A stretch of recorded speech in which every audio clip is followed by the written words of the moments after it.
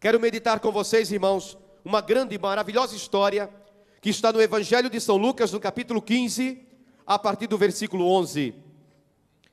Disse Jesus: um homem tinha 2 filhos.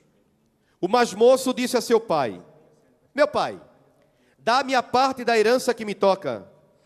O pai então repartiu entre eles os haveres. Poucos dias depois, ajuntando tudo que lhe pertencia, partiu o filho mais moço para um país muito distante. E lá ele dissipou a sua fortuna, vivendo dissolutamente. Depois de ter esbanjado tudo, sobreveio àquela região uma grande fome, e ele começou a passar penúria. Foi pôr-se a serviço de um dos habitantes daquela região, que o mandou para os seus campos guardar os porcos. Desejava ele fartar-se das vagens que os porcos comiam, mas ninguém lhes dava. Entrou então em si e refletiu: quantos empregados há na casa de meu pai, que tem pão em abundância, e eu aqui estou a morrer de fome. Vou me levantar e irei a meu pai e lhe direi: meu pai, pequei contra o céu e contra ti. Já não sou digno de ser chamado teu filho. Trata-me como um dos teus empregados. Levantou-se, pois, e foi ter com seu pai. Estava ainda longe, quando seu pai o viu, e movido de compaixão, correu-lhe ao encontro, o abraçou e o beijou. O filho disse então: meu pai, pequei contra o céu e contra ti. Já não sou digno de ser chamado teu filho. Mas o pai falou aos servos: trazei-me depressa a melhor veste e vestilha, e ponde-lhe um anel no dedo e calçado nos pés. Trazei também um novilho gordo e matai-o. Comamos e façamos uma festa. Este meu filho estava morto e reviveu. Tinha se perdido e foi achado. E começaram a festa. O filho mais velho estava no campo. Ao voltar e aproximar-se da casa, ouviu a música e as danças. Chamou um servo e perguntou-lhe o que havia. Ele lhe explicou: voltou teu irmão, e teu pai mandou matar o novilho gordo, porque o reencontrou são e salvo. Encolerizou-se ele e não queria entrar, mas seu pai saiu e insistiu com ele. Ele então respondeu ao pai: há tantos anos que te sirvo, sem jamais transgredir ordem alguma tua, e nunca me deste um cabrito para festejar com os meus amigos. E agora que voltou este teu filho, que gastou os teus bens com as meretrizes, logo lhe mandaste matar o novilho gordo. Explicou-lhe o pai: filho, tu estás sempre comigo, e tudo que é meu é teu.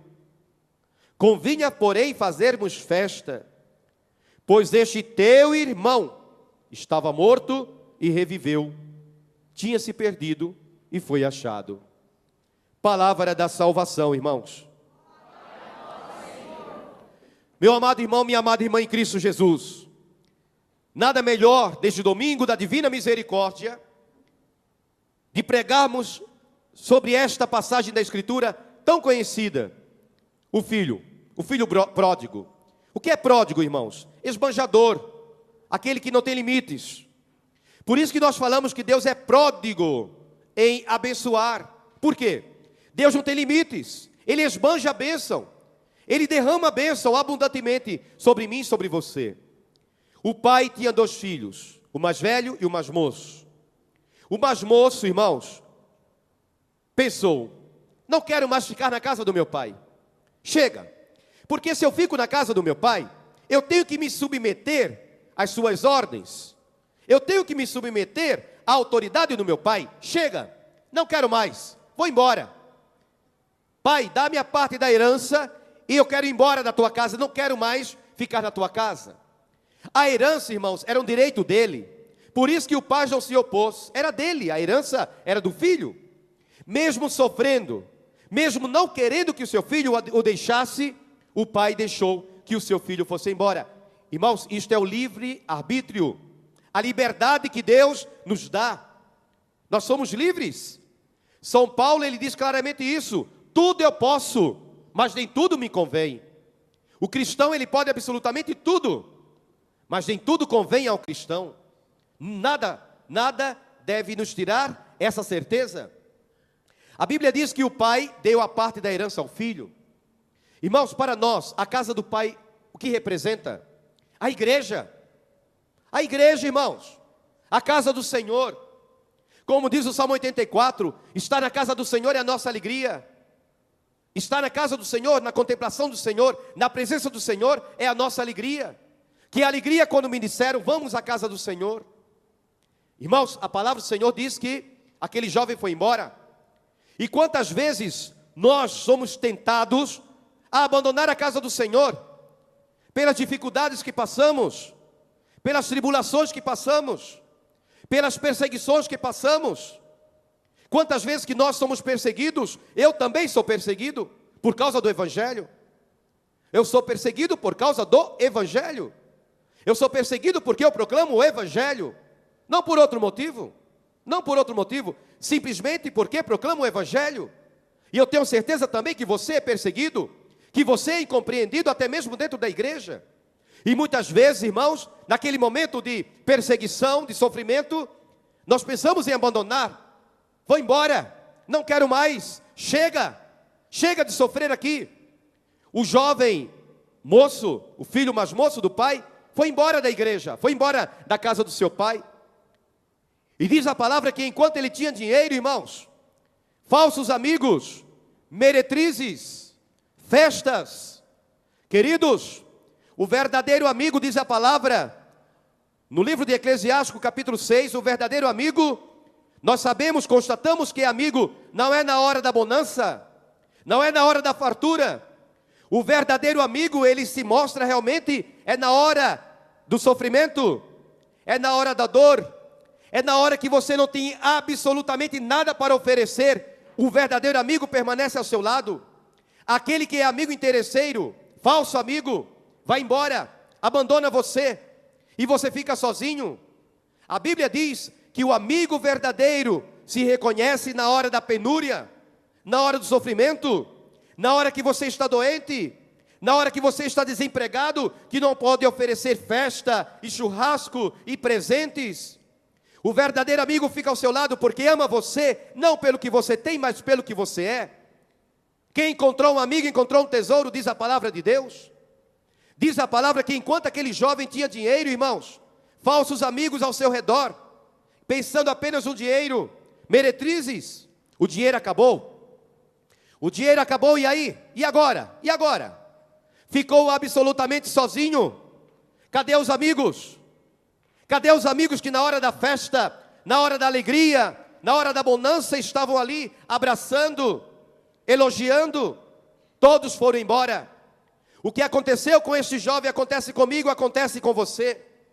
Exatamente, irmãos, a Bíblia, diz a palavra, ela é viva e eficaz. O que a Bíblia nos ensina é a verdade na minha vida e na sua.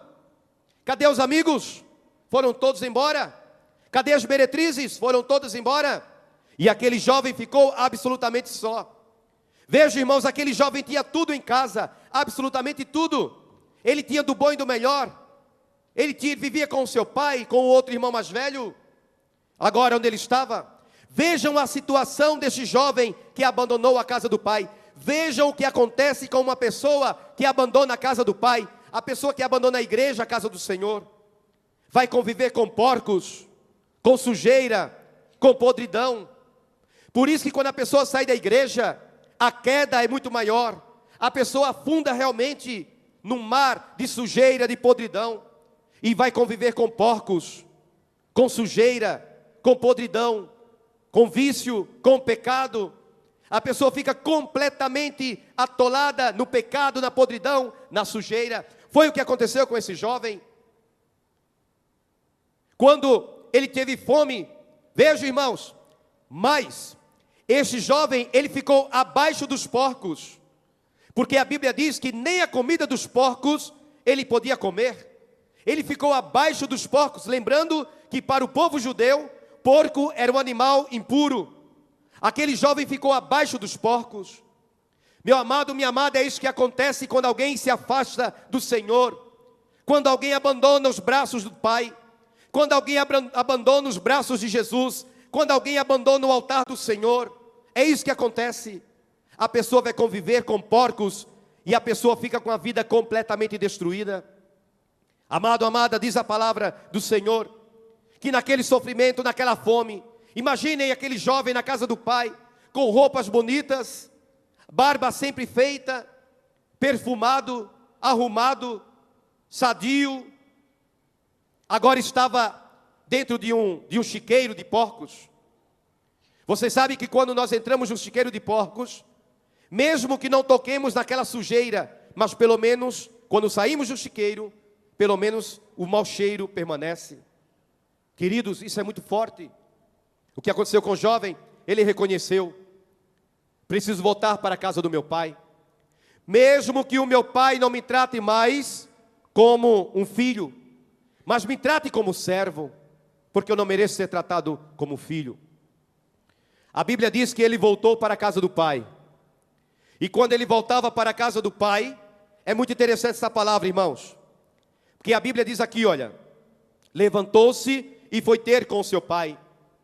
Irmão, o primeiro passo para acontecer a mudança na minha vida e na sua é se levantar. Não é ficar deitado numa cama lamentando, não é ficar sentado se lamentando, achando-se um derrotado, uma derrotada. Quantas vezes nós encontramos pessoas assim na igreja, que está sempre se lamentando, só reclama, só se lamenta, só reclama, não tem coragem de se levantar. Quantas vezes na igreja o irmão passa pela prova, a irmã passa pela prova, pela tribulação, e ao invés de buscar a igreja, buscar o Senhor, buscar o livramento no altar, buscar a Eucaristia, a pessoa prefere ficar em casa se lamentando, chorando, choramingando, se achando um coitado, uma coitada. Você não é coitado, você não é coitada. O único coitado que eu conheço é um só, Satanás, aquele que perdeu o céu e um dia será precipitado no lago de fogo e de enxofre. Este sim é um coitado, não você que é filho de Deus, herdeiro do céu. Quantas pessoas na igreja, como padre, sabemos disso? Há pessoas que quando vê o padre, a primeira coisa que fala: ai padre, é impressionante, só reclama, nada está bom, só reclama.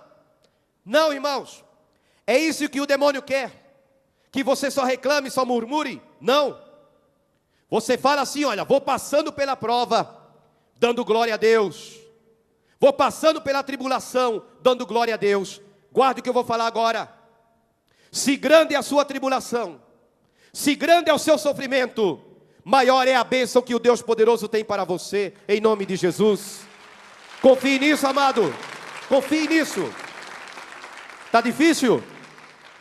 Está difícil? A tribulação é grande? Parece que tudo acabou? Não, não acabou não. Quando o povo de Israel estava diante do mar, parecia que tudo tinha acabado.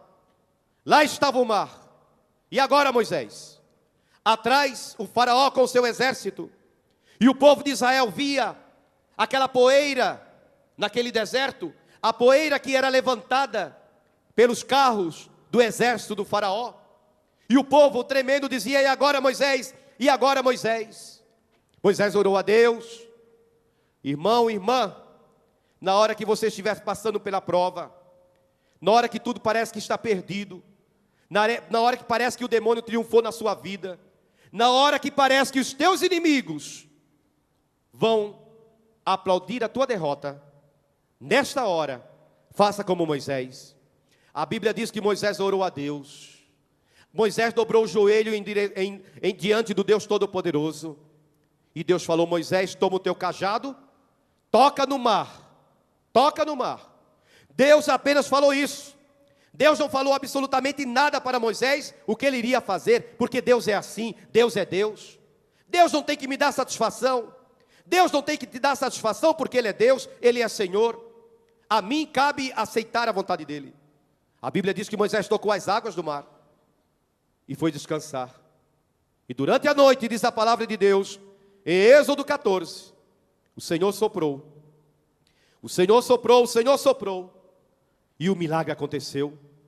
O mar vermelho foi aberto e o povo de Israel passou para o outro lado E no outro lado o povo de Israel cantou: só o Senhor é Deus, só o Senhor é Deus.